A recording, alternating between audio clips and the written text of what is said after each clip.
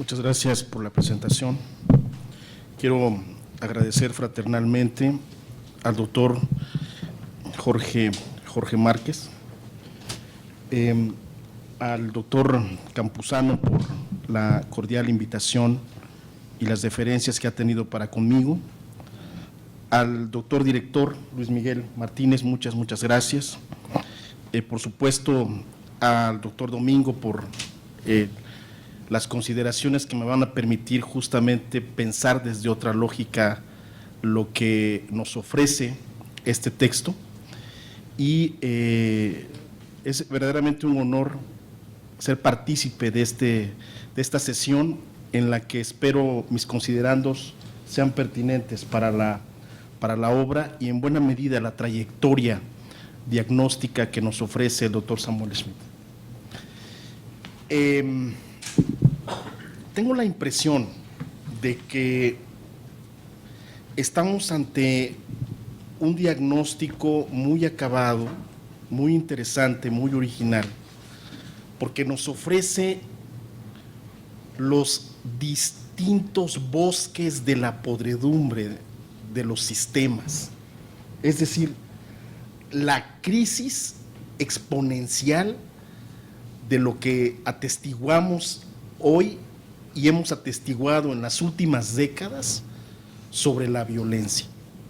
Es nada menos un recuento detallado, anecdótico, analíticamente muy bien desmenuzado sobre por qué estamos como estamos, cuál es el nivel de esperanza, la capacidad de reforma de nuestras instituciones, la posibilidad de construir escenarios alternos, los entresijos, los mecanismos, los contextos en los cuales es posible o no, como sociedad, reinventarnos, como sistema político, recuperar lo que tal vez fue fundamental en eras importantes para el desarrollo del país, nada menos la gobernabilidad y la gobernanza. ¿Qué tan viable es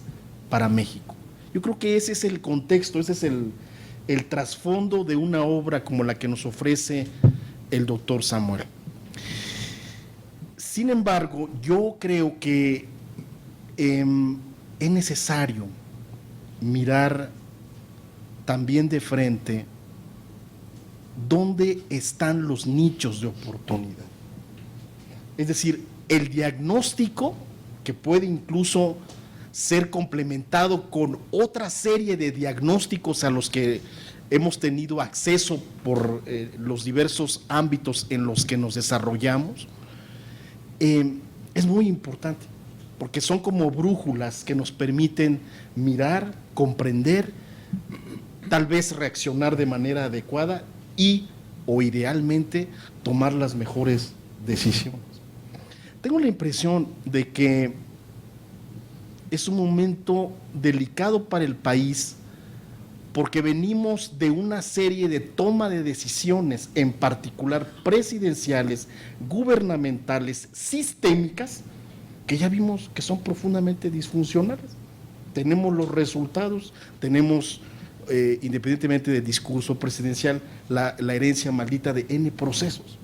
Entonces, sí creo, honestamente, que si bien estamos ante un momento profundamente como sociedad global, como parte de la sociedad global, profundamente medial, en el que tenemos acceso casi inmediato a todo el nivel de información, es impresionante cómo podemos no solamente ser testigos de procesos de normalización de la violencia, de la banalización de la misma violencia, sino también de cómo esto que plantea muy bien el doctor Samuel, el contubernio, el maridaje, la fusión entre Estado y criminalidad, puede llegar a tener horizontes profundamente inadvertidos, profundamente no visibilizados e incluso negados en los medios o en la acción política y gubernamental. Yo creo que esa parte no me parece menor y sí que sí puede cobrar una dimensión importante en el diagnóstico. Yo me atreví a hacer un recuento y con esto finalizaría y espero ser lo más breve posible. Este enraizamiento de prácticas de corrupción y de naturalización de la economía del narco en diversas esferas de la vida pública, de la vida comunitaria, nacional, en realidad nos habla de una crisis de Estado. Es decir, el pilar es el ciudadano, la vida del ciudadano. Y para contextualizar la posición de la crisis de Estado, el pilar tiene que ser el gobierno y su más elevada autoridad. Si desde la presidencia no tenemos autoridad moral, no tenemos autoridad propiamente, no hay manera de reconstruir estos procesos, de volver la confianza a los sistemas, de recuperar la capacidad institucional de responder ante lo que tenemos.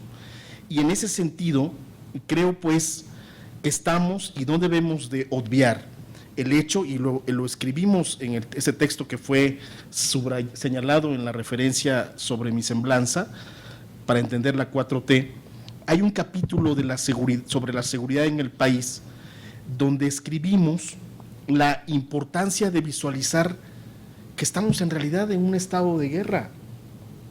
Y este estado de guerra, el ciudadano común, el ciudadano promedio, está siendo llamado, está siendo interpelado, está siendo involucrado de una manera tal que las instituciones, las estructuras y las organizaciones narcocriminales, los sistemas y dispositivos, como usted muy bien lo señala, legitimados y enraizados en dinámicas profundas,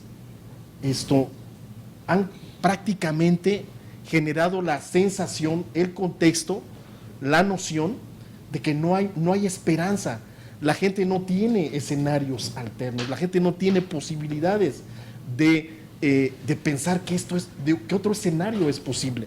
Solo recorriendo la cotidianidad de Guerrero, de Michoacán y de Veracruz, podemos hoy atestiguar cómo los gobiernos locales tienen margen casi nulo para definir si hay política pública, para saber si hay gobierno, para saber si realmente hay gestión pública, para realmente ponernos en cuestión si hay política pública, si hay recursos públicos,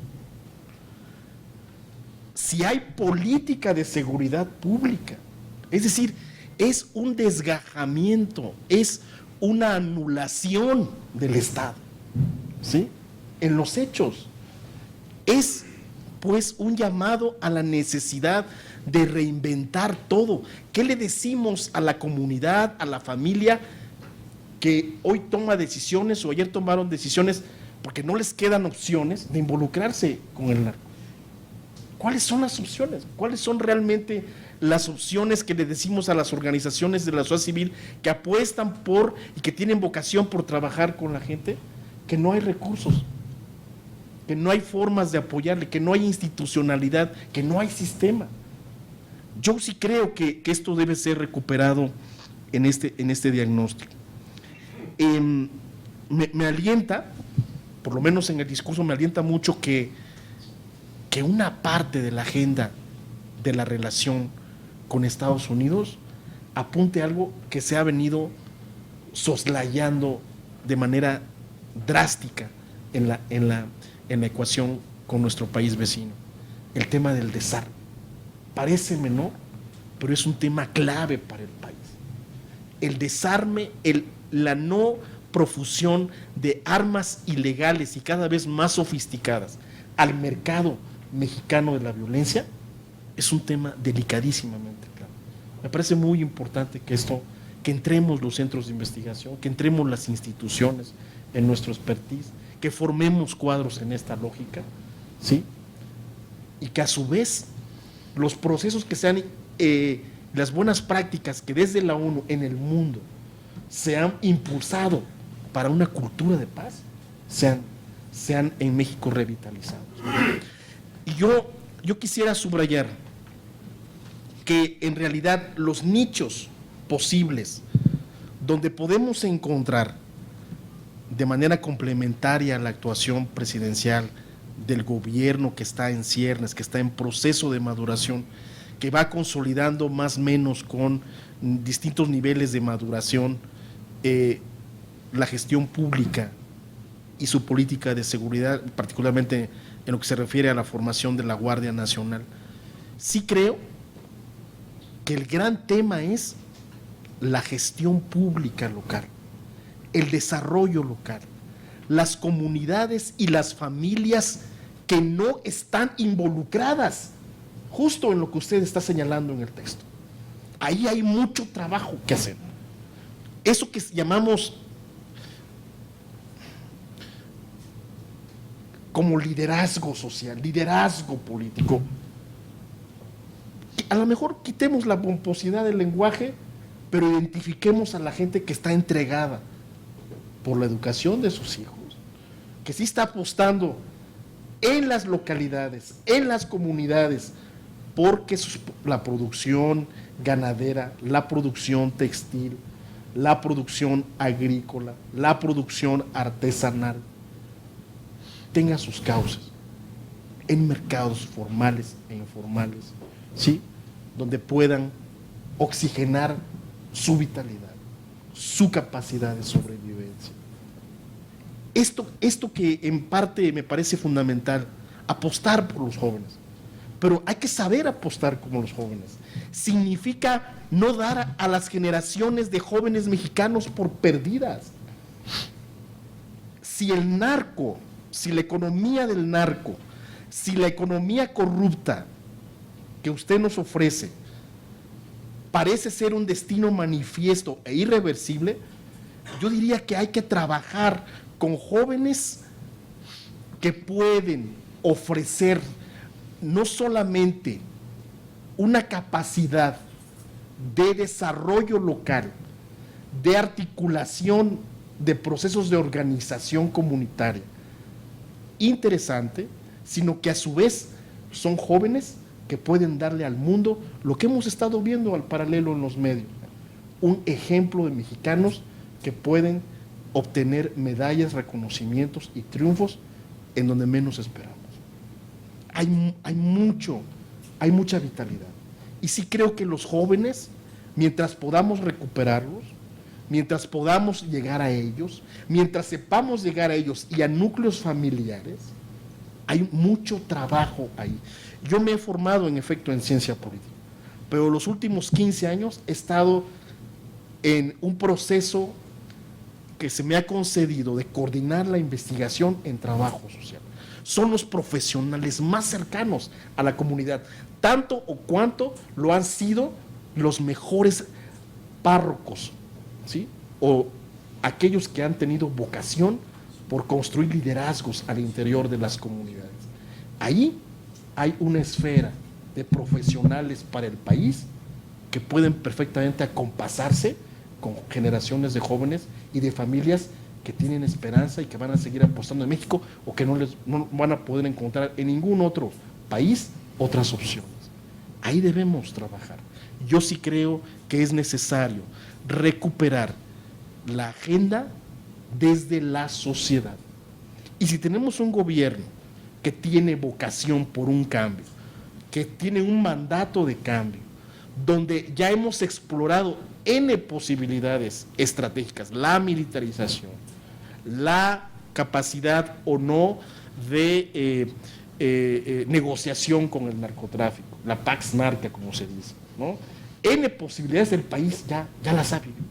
Sí creo que necesitamos dar un giro estructural para repensar si la política pública en realidad debe hacerse desde abajo, repensar el sentido de comunidad, repensar los jóvenes y cómo ellos pueden ser realmente partícipes y protagonistas de ese proceso de cambio. Y a su vez repensarnos como profesionales en los procesos educativos para que profesionales como trabajo social puedan ser incorporados a una política social, a un proceso de organización social y comunitaria, a un proceso de reinvención y de decolonización, como hoy en boga en las ciencias sociales, ¿no? Se preserva desde abajo, desde estructuras donde en efecto, como decía, sugería el doctor López Buitrón, la gente sabe en la localidad quién es quién se ha enriquecido, quién participa de procesos, cuáles son las dinámicas que están ahora reinando, quién de la noche a la mañana, etcétera, etcétera. Pero la gente sabe también quién no. Ahí el Estado puede resurgir. Muchas gracias.